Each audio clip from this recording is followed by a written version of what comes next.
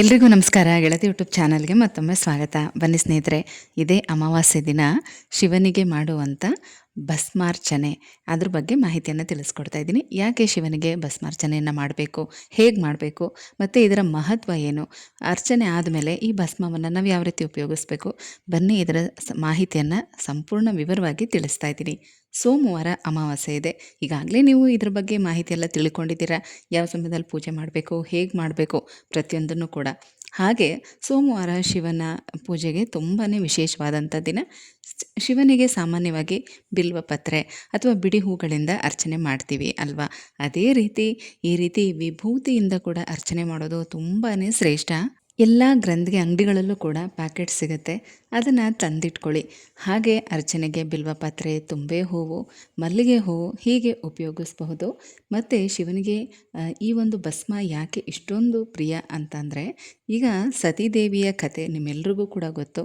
ದಕ್ಷ ಪ್ರಜಾಪತಿಯು ಆಯೋಜನೆ ಮಾಡಿದ್ದಂಥ ಯಾಗದಲ್ಲಿ ಅಗ್ನಿಕುಂಡಕ್ಕೆ ಬಿದ್ದು ಸತೀದೇವಿ ಪ್ರಾಣವನ್ನು ಬಿಟ್ಟಿರ್ತಾರೆ. ಸತೀದೇವಿಯ ಅಗಲಿಕೆಯನ್ನು ಸಹಿಸ್ಕೊಳ್ಳೋಕ್ಕಾಗದೆ ಶಿವ ಸತೀದೇವಿಯ ಮೃತದೇಹವನ್ನು ಹಿಡ್ಕೊಂಡು ತುಂಬಾ ದುಃಖದಿಂದ, ಕ್ರೋಧದಿಂದ ಓಡಾಡ್ತಾ ಇರ್ತಾರೆ. ಆಗ ವಿಷ್ಣು ತನ್ನ ಸುದರ್ಶನ ಚಕ್ರದಿಂದ ಸತಿಯ ದೇಹವನ್ನು ಸುಟ್ಟಾಕ್ತಾರೆ. ಇದರಿಂದ ಇನ್ನೂ ಕೂಡ ದುಃಖಿತನಾಗಿ ಆ ಚಿತಾಭಸ್ಮವನ್ನು ತಗೊಂಡು ತನ್ನ ಇಡೀ ದೇಹಕ್ಕೆ ಹಚ್ಕೊಳ್ತಾರೆ. ಅವ್ರಿಗೆ ಏನೋ ಒಂಥರ ಸಮಾಧಾನ ಆಗ್ತಾ ಇರತ್ತೆ ಮತ್ತು ಅದು ತುಂಬ ಇಷ್ಟ ಆಗ್ತಾ ಹೋಗುತ್ತೆ.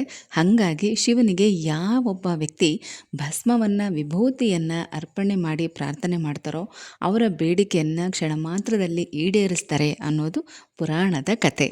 ನೋಡಿ, ಈ ರೀತಿ ನೀವು ಎಲ್ಲ ಜೋಡಿಸಿ ಇಟ್ಕೊಳ್ಳಿ. ಈ ಥರ ವಿಭೂತಿ ಪ್ಯಾಕೆಟಲ್ಲಿ ಸಿಗುತ್ತೆ, ಅದನ್ನು ತಂದಿಟ್ಕೊಳ್ಳಿ. ಹಾಗೆ ಒಂದೆರಡು ಬಟ್ಲುಗಳು ಮತ್ತು ಅಭಿಷೇಕಕ್ಕೆ ನೀರು, ಹಾಲು ಅಥವಾ ಪಂಚಾಮೃತ ಅಭಿಷೇಕ ನೀವು ಮಾಡಬಹುದು.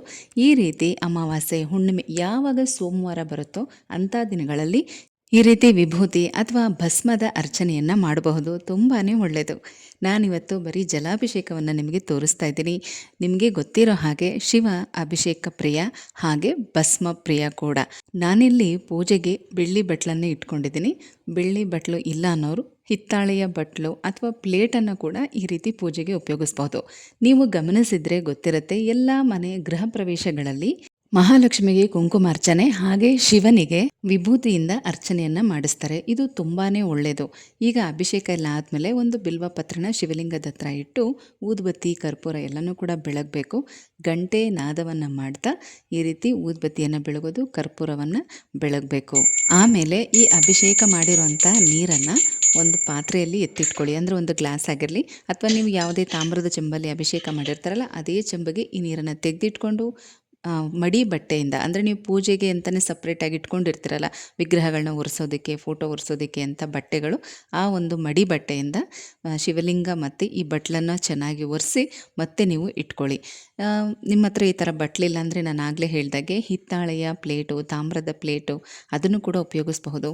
ಅಥವಾ ಅದು ಇಲ್ಲಾಂದರೆ ವಿಳ್ಯದೆಲೆ ಮೇಲೆ ಕೂಡ ನೀವು ಶಿವಲಿಂಗನ ಇಟ್ಕೊಂಡು ಈ ರೀತಿ ಭಸ್ಮಾರ್ಚನೆಯನ್ನು ಮಾಡ್ಕೋಬಹುದು, ಏನೂ ತೊಂದರೆ ಇಲ್ಲ.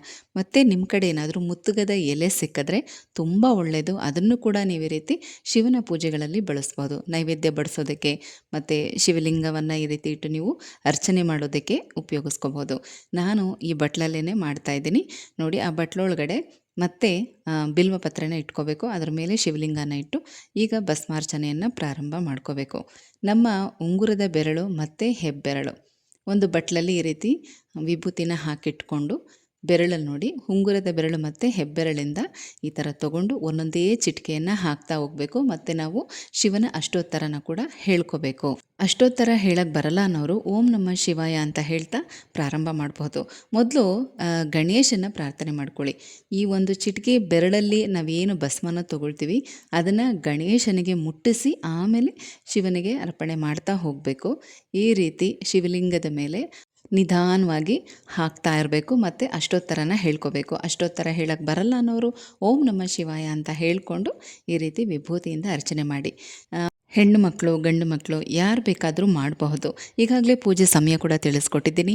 ಬೆಳಗಿನ ಬ್ರಾಹ್ಮಿ ಮುಹೂರ್ತ ಅಥವಾ ಮಧ್ಯಾಹ್ನ 11 ಗಂಟೆಗೆ ಅಥವಾ ಸಂಜೆ 5 ಗಂಟೆಗೆ ನೀವು ಯಾವ ಸಮಯದಲ್ಲಿ ಪೂಜೆ ಮಾಡ್ತೀರೋ ಇದೇ ರೀತಿ ಅರ್ಚನೆನ ಮಾಡಿ. ಅಥವಾ ಬೆಳಗ್ಗೆ ಪೂಜೆ ಮಾಡಿಬಿಟ್ಟಿದ್ದೀವಿ, ಸಂಜೆ ನಾವು ಅರ್ಚನೆ ಮಾಡ್ಬೋದಾ ಅಂತಂದರೆ ಆ ಥರ ಮಾಡೋಕ್ಕಾಗಲ್ಲ. ಯಾಕಂದರೆ ಈಗ ನೀವು ಬೆಳಗ್ಗೆ ಪೂಜೆ ಮಾಡುವಾಗ ಒಂದು ಸಲ ವಿಗ್ರಹಗಳನ್ನೆಲ್ಲ ಜೋಡಿಸಿ ಎಲ್ಲನೂ ಕೂಡ ರೆಡಿ ಮಾಡಿ ಇಟ್ಕೊಂಡಿರ್ತೀರ. ಮತ್ತು ಸಂಜೆಗೆ ಅದನ್ನೆಲ್ಲ ಕದಲಿಸಿ ತೆಗಿಯೋ ಹಾಗಿಲ್ಲ. ಹಾಗಾಗಿ ಬೆಳಗ್ಗೆ ಪೂಜೆ ಮಾಡಿದರೆ ಪರವಾಗಿಲ್ಲ ಬಿಡಿ, ಮುಂದಿನ ಸೋಮವಾರ ಕೂಡ ನೀವು ಮಾಡ್ಕೋಬಹುದು.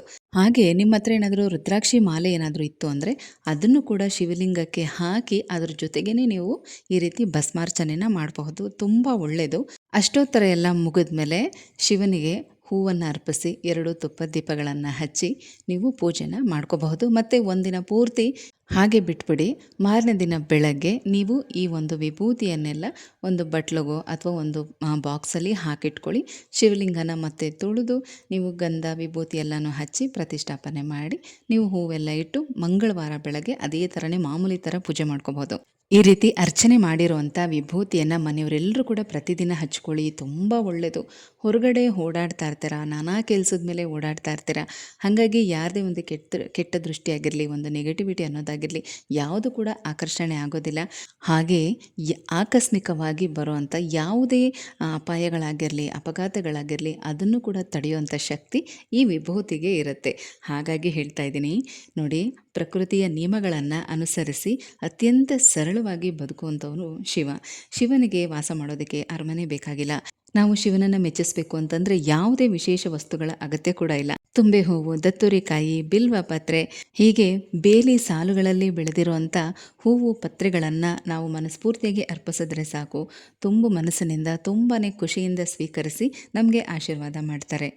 ಭಸ್ಮ, ಇದರ ಅರ್ಥ ಏನು ಅಂದರೆ ಭಾ ಅಂದರೆ ಬತ್ಸರಣಂ ಅಂದರೆ ನಾಶ ಮಾಡೋದು ಅಂತ ಅರ್ಥ. ಸ್ಮ ಅಂದರೆ ಪಾಪಗಳನ್ನು ನಾಶ ಮಾಡಿ ದೇವರನ್ನು ಸ್ಮರಿಸು ಅಂತ ಅರ್ಥ. ಭಸ್ಮ ಅಂದರೆ ಪಾಪಗಳನ್ನು ಸುಡೋದು ಅಂತ ಅರ್ಥ. ಅಂದರೆ ಪ್ರತಿದಿನ ನಾವು ಈ ವಿಭೂತಿಯನ್ನು ಭಸ್ಮವನ್ನು ಹಚ್ಕೊಳ್ಳೋದ್ರಿಂದ ಮನುಷ್ಯನ ಪಾಪಗಳೆಲ್ಲ ಕೂಡ ನಾಶ ಆಗತ್ತೆ ಅಂತ ಅರ್ಥ. ಒಂದು ರೀತಿಲಿ ಹೇಳೋದಾದರೆ ಈ ಭಸ್ಮವನ್ನು ಶಿವನಿಗೆ ಆಭರಣ ಅಂತಲೇ ಹೇಳ್ಬೋದು. ಯಾವ ಒಬ್ಬ ವ್ಯಕ್ತಿ ಭಸ್ಮವನ್ನು ಅರ್ಪಿಸಿ ಶಿವನಿಗೆ ಪ್ರಾರ್ಥನೆ ಮಾಡ್ತಾರೋ ತಕ್ಷಣ ಅವರ ಬೇಡಿಕೆಗಳು ಈಡೇರುತ್ತೆ.